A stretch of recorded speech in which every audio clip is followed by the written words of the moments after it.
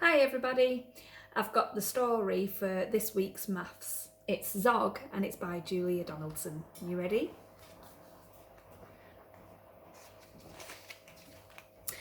Madam Dragon ran a school many moons ago. She taught young dragons all the things that dragons need to know. Zog, the biggest dragon, was the keenest one by far. He tried his hardest every day to win a golden star. All the dragons in year one were learning how to fly. Hi, said Madam Dragon, way up in the sky. Now that you've been shown, you can practice on your own, and you'll all be expert flyers by the time you're fully grown. Zog went off to practice, flying fast and free. He soared and swooped and looped the loop, then crashed into a tree. Just then, a little girl came by. Oh, please don't cry, she said. Perhaps you'd like a nice sticky plaster for your head. What a good idea, said Zog. Then up and off he flew, his plaster gleaming pinkly as he zigzagged through the blue. A year went by, and in year two, the dragons learnt to roar.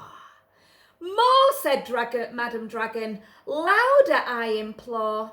Now that you've been shown, you can practice on your own, and you'll all be champion roarers by the time you're fully grown. Zog went off to practice. He roared with fearsome force. He kept it up for hours on end, but then his throat grew hoarse.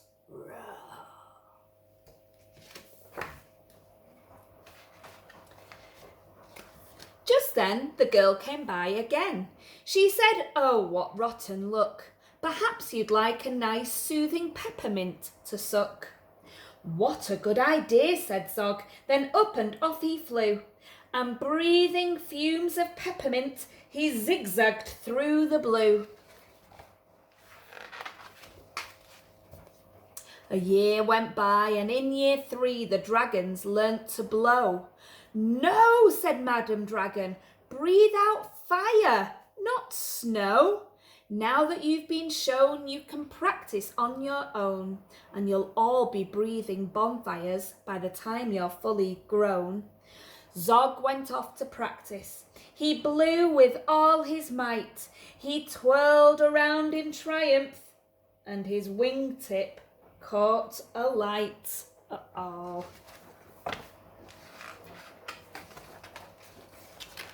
Just then the girl came by again. She said, oh, you poor old thing, perhaps you'd like a nice stretchy bandage for your wing.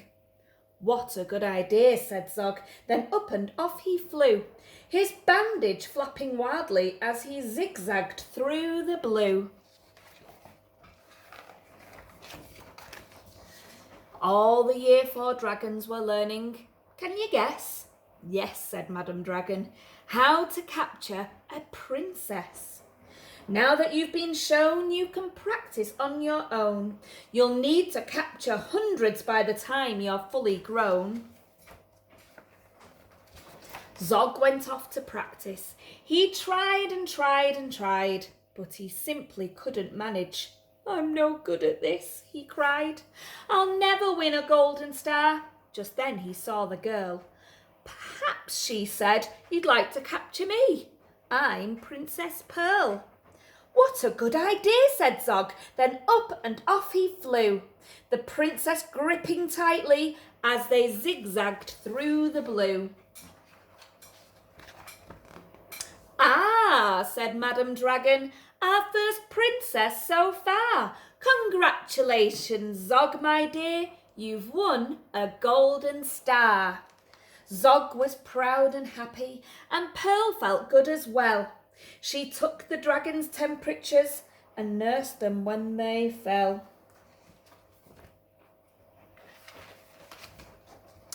A year went by, and in year five the dragons learnt to fight. Right, said Madam Dragon, here comes a real-life knight. Up spoke the knight. My name, he said, is Gadabout the Great. I've come to rescue Princess Pearl. I hope I'm not too late. Zog breathed fire and beat his wings. You can! She's mine! He roared. Oh, no, she's not! Yelled Gadabout and waved his trusty sword. The other dragons crowded round and watched them all agog. Who was going to win the fight, Sir Gadabout or Zog? Then Princess Pearl stepped forward, crying, "Stop, you silly chumps! The world's already far too full of cuts and burns and bumps. Don't rescue me. I won't go back to being a princess and prancing round the palace in a silly, frilly dress. I want to be a doctor and travel here and there, listening to people's chests and giving them my care." "Me too," exclaimed the knight, and took his helmet off his head. "I'd rather wear a nice twisty stethoscope," he said. "Perhaps, princess, you'll train me up," and Pearl replied, "Of course, but I don't see how the two of us could fit upon your horse." Then Zog says, "Flying doctors, I'd love to join the crew. If you'll let me be your ambulance, then I can carry you." "Bravo," said Madam Dragon, "an excellent career." And all the Year 5 dragons gave a loud, resounding cheer. Then Madam Dragon told the horse, "I really hope you'll stay. I'll let you be my pupil's pet and feed you lots of hay." "What a good idea," said Zog. Then up and off he flew, the flying doctors waving as they zigzagged through the blue. Oh, well done, Zog. He tried so hard even when he couldn't do those things, and then ended up being a great success as a flying ambulance. Bravo, Zog. I hope you enjoy the new story. Bye.